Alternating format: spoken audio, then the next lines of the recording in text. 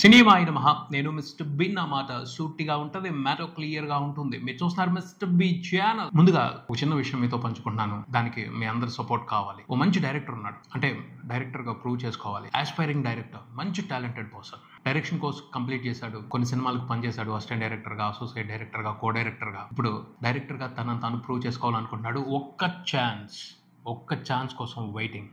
మంచి కథ అతని చేతిలో ఉంది, అవకాశం వచ్చింది అంటే ప్రూవ్ చేసుకుంటాడు ఖచ్చితంగా. తెలుగు సినిమా గర్వపడే మంచి సినిమాని తీస్తాడు. అలాంటి టాలెంటెడ్ పర్సన్ అతనికి ఒక సహాయం కావాలి. మంచి కథ ఉంది, అవకాశం దగ్గరలో ఉంది, కానీ తనేంటో ప్రూవ్ చేసుకోవడానికి ఒక చిన్న ప్రూఫ్ కావాలి. డైరెక్షన్ కోర్స్ చేసేప్పుడు ఓ షార్ట్ ఫిల్మ్ చేశాడు, దానికి నాగశ్విన్ చేతుల మీదుగా బెస్ట్ డైరెక్టర్ గా అవార్డు కూడా తీసుకున్నాడు. పోతే చాలా సంవత్సరాల క్రితం తీసిన షార్ట్ ఫిల్మ్ అది. ఆ షార్ట్ ఫిల్మ్ ని ఇప్పటి అతని టాలెంట్ కి కొలమానంగా చూపించలేము. ఇంకో కొత్త షార్ట్ ఫిల్మ్ చేస్తే అతను ఏమిటో, అతని టాలెంట్ ఏమిటో, అతని విజన్ ఏమిటో, అతని స్టోరీ టెల్లింగ్ విధానం ఎలా ఉంటుందో ఖచ్చితంగా తెలుస్తుంది. అందుకోసం అతను ఓ చిన్న ప్రయత్నం చేస్తున్నాడు, ఓ షార్ట్ ఫిల్మ్ చేసే ప్రయత్నం చేస్తున్నాడు. ఫిల్మ్ షార్టే గానీ సినిమా లాగానే ఉంటది, సినిమా స్టాండర్డ్స్ లోనే ఉంటది, సినిమా క్వాలిటీలోనే ఉంటది. ఆ రకంగా ప్లాన్ చేసుకున్నాడు. దాని మూలంగా షార్ట్ ఫిల్మ్ అనే మ్యాటర్ కి అతను వేసుకున్న బడ్జెట్ కి కొంచెం లిమిట్ దాటింది. ఆ లిమిట్ దాటిన వ్యవహారాన్ని అందరి నుంచి సపోర్ట్ గా తీసుకోవాలి అనుకుంటున్నాడు. క్రౌడ్ ఫండింగ్ కోసం వస్తున్నాడు. దీని ద్వారా రిటర్న్ ఏమిటి అంటే ఓ మంచి టాలెంట్ ని ప్రోత్సహించడం ఫస్ట్. ఆ తర్వాత చిన్న చిన్న కాంపెన్సేషన్స్ ఉన్నాయి, వాటికి సంబంధించిన డీటెయిల్స్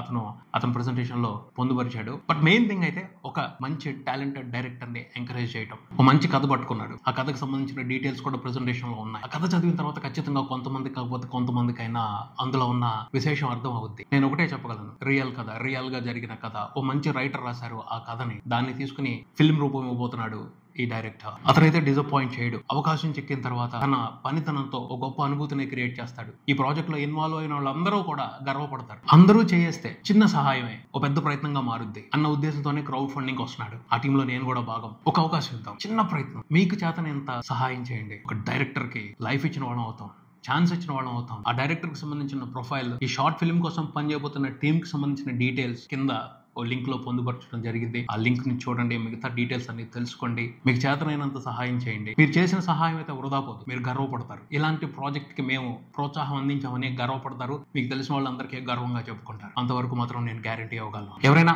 మా ప్రయత్నం నచ్చి సోలోగానే ఈ సినిమాని ప్రొడ్యూస్ చేయదలుచుకుంటే ప్లీజ్ మెయిల్ చేయండి.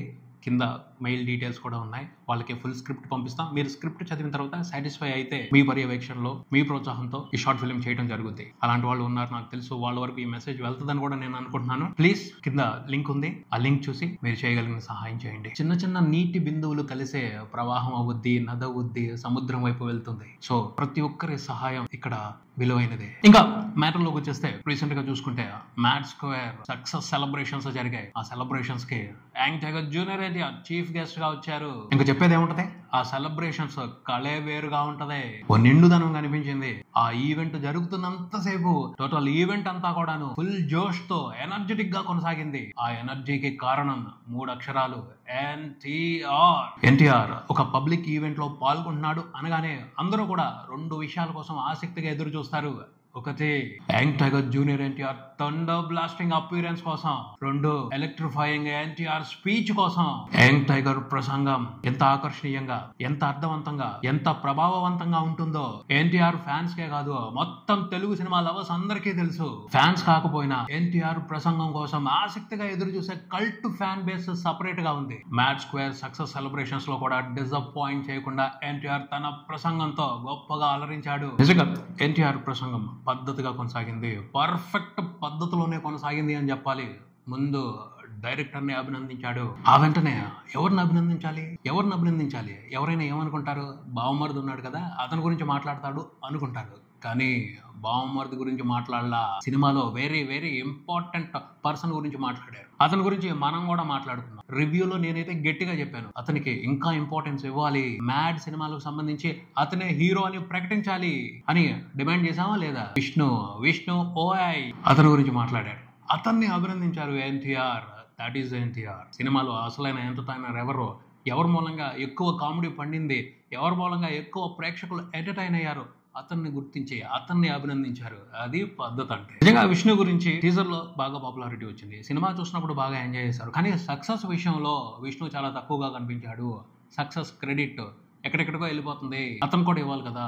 కానీ అతన్ని సక్సెస్ సెలబ్రేషన్స్ లో చాలా లిమిట్ గా మాత్రమే ఇన్వాల్వ్ చేశారు. కన్ఫర్మ్ మ్యాడ్ స్క్వేర్ సక్సెస్ లో విష్ణు ఓఐ పాత్ర కూడా చాలా పెద్దగా ఉంది, గట్టిగానే అతని కాంట్రిబ్యూషన్ ఉంది. సో అతను కూడా సక్సెస్ క్రెడిట్ లో పెద్ద భాగమే ఇవ్వాలి, డైరెక్టర్ తర్వాత అతనికి ఎక్కువ భాగం ఇవ్వాలి. ఆ విషయానికి ప్రాధాన్యత ఇస్తున్నట్టే విష్ణు గురించి చాలా బాగా మాట్లాడారు ఎన్టీఆర్ తన ప్రసంగంలో. తర్వాత సంగీత్ శోభన్ గురించి, ఆ తర్వాత రామ్ నితిన్ గురించి మాట్లాడారు. రామ్ నితిన్ గురించి కూడా ఇంట్రెస్టింగ్ కామెంట్స్ చేయటం విశేషం. ఎన్టీఆర్ తను ఒకప్పుడు ఎలా ఉండేవాడో ఇప్పుడు రామ్ నితిన్ అలా ఉండేవాడు అని గొప్ప కాంప్లిమెంట్ ఇచ్చారు. నిజంగా సూపర్ కాంప్లిమెంట్ రామ్ నితిన్ కి. చివర్లో బావమరిది గురించి మాట్లాడారు. బావమరిది గురించి కూడా ఒక చిన్న కాంప్లిమెంటే స్ట్రాంగ్ గా వినిపించింది. గర్వపడుతున్నాను అని, సినిమాల్లోకి వస్తాను అంటే నా సపోర్ట్ ఉండదు అని ధైర్యంగా చెప్పేసా. అయినప్పటికీ తన కష్టం ఏదో తను పడ్డాడు, తనే ప్రూవ్ చేసుకున్నాడు అని బాగా మాట్లాడారు. చాలా బాగా మాట్లాడారు ఎన్టీఆర్. ఆ పైన ఫ్యాన్స్ ని ఉత్సాహపరిచే విధంగా ఖచ్చితంగా కొన్ని కామెంట్స్ చేస్తారు. మీరు కాలర్ ఎగరేసే విధంగానే కష్టపడతా ఉంటాను ప్రతిసారి, ఆ ప్రయత్నం ఆగదు అని ఫ్యాన్స్ కూడా ఫుల్ జోష్ ఇచ్చారు. కాకపోతే ఇక్కడ ఒక మ్యాటర్ ఉంది, దాని గురించి మనం డిస్కస్ చేసుకోవాలి. రీసెంట్ గా ఎన్టీఆర్ దేవరా మూవీని ప్రమోట్ చేయడం కోసం జపాన్ వెళ్ళారు. జపాన్ లో దేవరా రిలీజ్ అయింది, బాగానే పర్ఫామ్ చేస్తుంది. అక్కడ దేవరా మూవీని చాలా ఇంట్రెస్టింగ్ గా ప్రమోట్ చేశారు. జపాన్ లో ఉన్న మూవీ లవర్స్ తో కలివిడిగా ఉంటూ, కలిసిపోయి వాళ్ళందరితో కలిసి సందడి చేస్తూ డాన్సులు కూడా చేశారు ఓ ఫ్యాన్ తో కలిసి. భలే అనిపించింది, ఎన్టీఆర్ ఏంటి ఇంతలా జనాల్లో కలిసిపోయారు. ఆ పరిస్థితి ఇక్కడ ఉంటుందా? తెలుగులో ఫ్యాన్స్ తో కలిసి అంత కలివిడిగా ఎన్టీఆర్ సెలబ్రేషన్స్ చేసుకోగలరా? సినిమాని ప్రమోట్ చేయగలరా? చేయలేరు. జపాన్ లో ఎందుకలా, తెలుగులో ఎందుకు ఇలా? ఏం జరుగుతుంది? ఎక్కడుంది తేడా ఎక్కడుందంటే, జపాన్ లో ప్రేక్షకులు డీసెంట్ గా ఉంటారు, డిసిప్లిన్ గా ఉంటారు. అందుకనే వాళ్ళతో కలివిడిగా ఉండి జోష్ఫుల్ గా ఎంజాయ్ చేసి సినిమాని ప్రమోట్ చేశారు. కానీ మన దగ్గర పరిస్థితి అలా ఉంటుందా?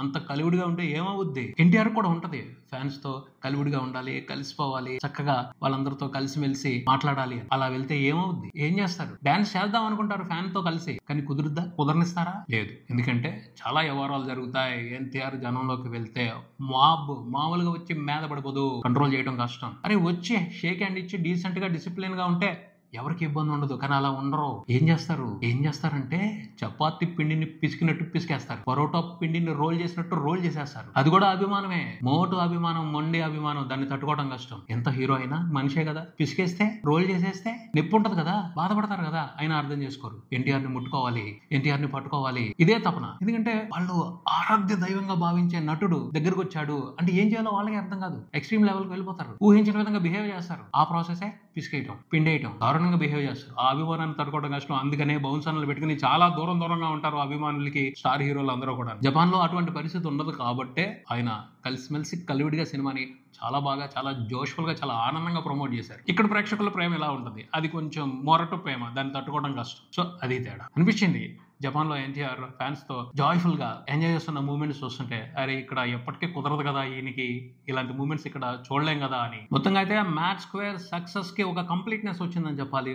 ఎన్టీఆర్ చీఫ్ గెస్ట్ గా వచ్చి సినిమాని, సినిమా టీమ్ ని పొగడటంతో ఓ పరిపూర్ణత వచ్చింది. Congratulations to mad square movie team. ఇది ఇక్కడికి మరో వీడియోతో మళ్ళీ కలుద్దాం. ఈ వీడియో మీకు నచ్చితే లైక్ చేయండి, మీ ఫ్రెండ్స్ తో షేర్ చేసుకోండి, మీ అభిప్రాయాన్ని కామెంట్ చేయండి, ఈ ఛానల్ ని సబ్స్క్రైబ్ చేయండి. నేను Mister big, keep watching Mister B channel. Thank you.